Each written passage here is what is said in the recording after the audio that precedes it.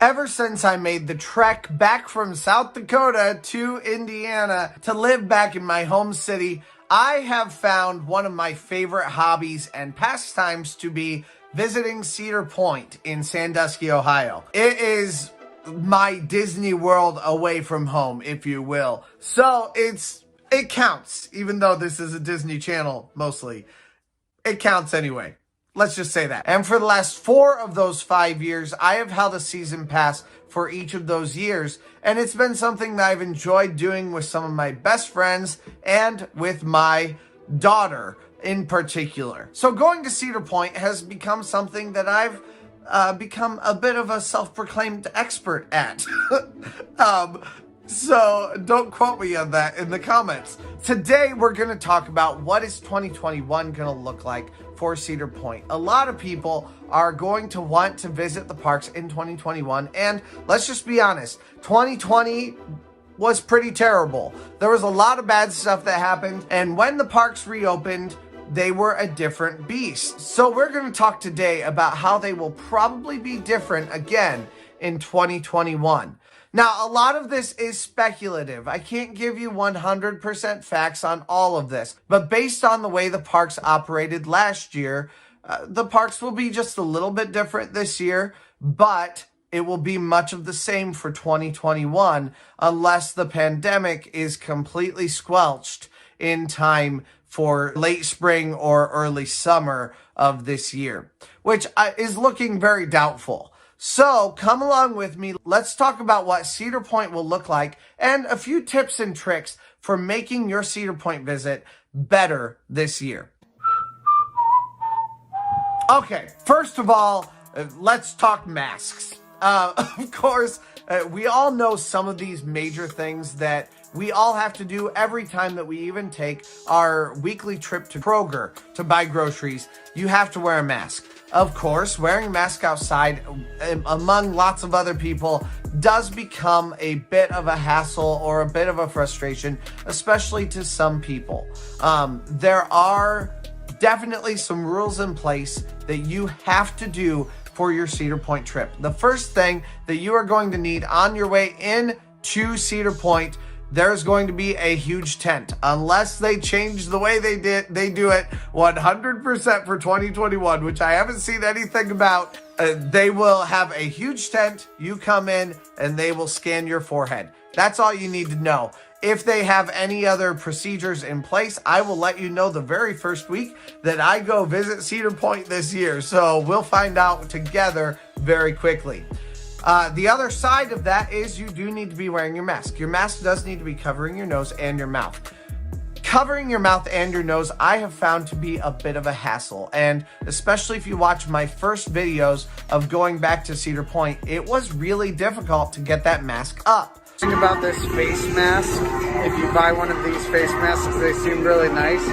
But if you try to talk in them, they start to fall off your face really easily. So I found a couple of solutions. The very first thing is find a mask that really works to tighten behind your ear. Those seem to be the best way to keep the mask on your face pretty tightly. The other aspect is make sure that either you have some sort of a metal thing around your nose or that you get a mask that maybe is a little bit too tight. When I went to Disney World this last year, I found a couple of masks that I really like. And partly it's because Disney World's masks that are considered larges really are for a small child. Probably, or like a small teenager. These masks, though, end up working really nicely. They fit right behind my ear very nicely. Now, they do this, which I'm kind of afraid I'm going to have Dumbo ears by the end of this, but I guess that'll be my brand then. Wearing those have been really helpful for me because it does get tight enough that it stays over my nose pretty much no matter what I am saying. It's really frustrating when you're talking, and especially if you have your camera, and every couple seconds you have to pull that mask back up, especially if you come with your child. I bring my daughter frequently, and I do videos with my daughter also from time to time in the parks, just to kind of get her perspective on it also. When I'm doing that, it becomes difficult to maintain it all. You know, any food, anything that you already need to hold, plus holding my daughter, plus making sure that my mask is up. And you may say, well, is it really such a big deal if your mask isn't up all the time over your nose? Yes, it is. Cedar Point does have people stationed all across the theme park, especially in the queue lines. A worker just came through and encouraged us all to get into a better social distancing pattern. Waiting to look for you and to tell you that you need to pull your mask up. They're checking you out in the worst way. So just plan to do that. Plan to keep your mask up above your nose, and plan to get something that is tight enough that you can move and you can talk, but that keeps that mask above your nose. And looking at the beach from. Yeah, it's gonna be fun to go to the beach, isn't it? Yeah. Another thing, if you go to the hotel, you will need, especially Hotel Breakers and some of the other on-property hotels, they will once again take your temperature there also. So if you would like to go use the beach, and particularly if you would like to have a, like get a drink at the bar or get something from Starbucks, a lot of times it's good if you can just walk through the front of it and have them check your temperature. They'll give you a band around your wrist, and then you can go out to the different bars or just hang out on the beach, and everyone knows that you've been checked for your temperature, even though they have already checked you at the front of the park on the way in. Fast passes. Unfortunately, fast passes are something that kind of went out with the old times, at least for right now. It would be really nice if you could do fast passes, because as we'll get to later on in this, there are some really, really busy times with Cedar Point. So we're going to get to talking to the best time to come and plan your vacation at the end of this video. So stick around. But if you are planning your vacation and you are wanting to really make the most of your time, coming to Cedar Point and hoping for that fast pass is not an option for you at this point. Even though it does sound like it would really be helpful and nice to have. Again, if I hear changes, if things change constantly, as you know, in our nation today. So if there are changes, I will let you know as soon as those changes come out, and as soon as I find out anything about it. Press that subscribe button so that you can keep up with what's happening at Cedar Point, along with hanging out with me while I do my Disney review videos also. Access passes. Access passes are a pain in the butt. I've never liked them. This last year, I did not like them at all. But I also, in all fairness, didn't give them a very fair shake toward the beginning of the year. The beginning of the year, I did a lot of running from ride to ride to ride, just riding as many as I could, or riding lots of kids' rides because I was there with my daughter. But I was not able to test out the Access Pass system at the very beginning of the year. One thing I will say for it is, the beginning of the year, while the parks were still open all 7 days of the week, I noticed that the Access Pass lines were much shorter. People didn't wait in them for as long, and people didn't come, like, toward the end of the season, people would get in line for Access Passes 2 or 3 hours before the Access Pass was even going to be distributed. So that really negates the majority of your day if you're waiting for 4 or 5 hours total twice a day for Access Passes. That really uses up your time in a pretty poor way when you could be on other rides instead. Valraven is at a 2-hour wait, so I'm not waiting there. At least not right now, but it looks like Blue Streak may be a good option for me today. The last and arguably the biggest part of planning your Cedar Point trip for 2021 is making sure that you know when the busiest times are. Cedar Point's busiest times are going to be when the students are back in school. Generally, that's completely opposite. When I go to Disney World, that is the complete opposite of what I'm looking for. I'm looking for when students are in school because it's going to be the least busy at that point. That is not the case with Cedar Point. You want to plan your vacation for the summers and particularly for the weekdays of 2021, especially of June, July, and August, and a little bit of May.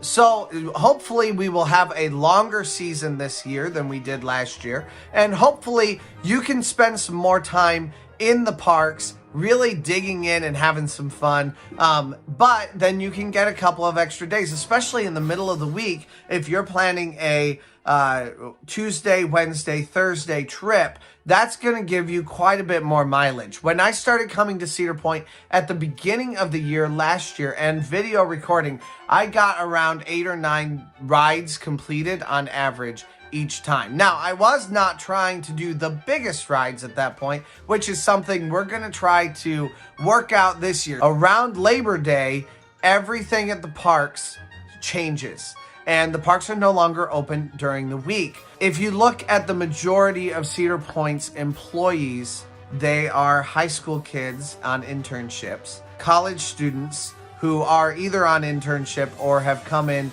working on entertainment, or they are retirees. Students all have to leave as soon as Labor Day starts, and they go back to college or high school to complete their educations. So because of that, Cedar Point loses a great deal of their capacity for people, and yet they end up squeezing more people in on the weekends than they did before, because now instead of having 7 days when you can enjoy Cedar Point, everyone across the Midwest only has 2 days, 2.5 days to enjoy Cedar Point. So everyone is coming on those weekends. Those fall days are going to be extremely busy. So vacation tip, if you can plan a trip to Cedar Point in June, July, or August, those are going to be your best bets. By the time you get into September, things start getting very busy and things start to transition into Octoberland, into the Halloweekends idea. Although this year it was called something different, but Halloweekends is the basic idea. When that happens, it changes the way that the parks function, and it also changes the amount of employees that are there to help you get on the rides, even while the parks continue to become fuller and fuller and fuller from people who are now just trying to pack in what they want to do in a weekend rather than having a full week to do what they would like to do. That's an important part to remember if you don't want to have too busy of a Cedar Point trip. And especially if you want to be able to hit those coveted rides, which we all want to. We all want to get on the biggest and baddest rides. That's why we like Cedar Point. So in this case, I would recommend that you get in line for Cedar Point Access Pass tickets only the second half of the day.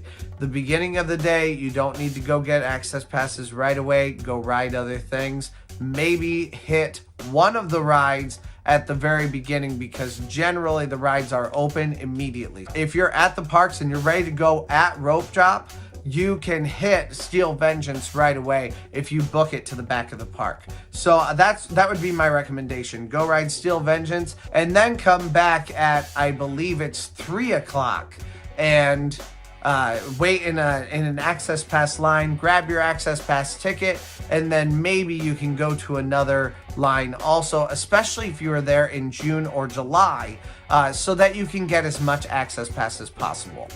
Later on in the year, I discovered that Access Passes were as little help as possible because the lines for them are so long. If you start to discover that the lines for the Access Pass rides themselves are hour-and-a-half lines, I would venture a guess just to say skip it. There are other rides that you can ride that are still great.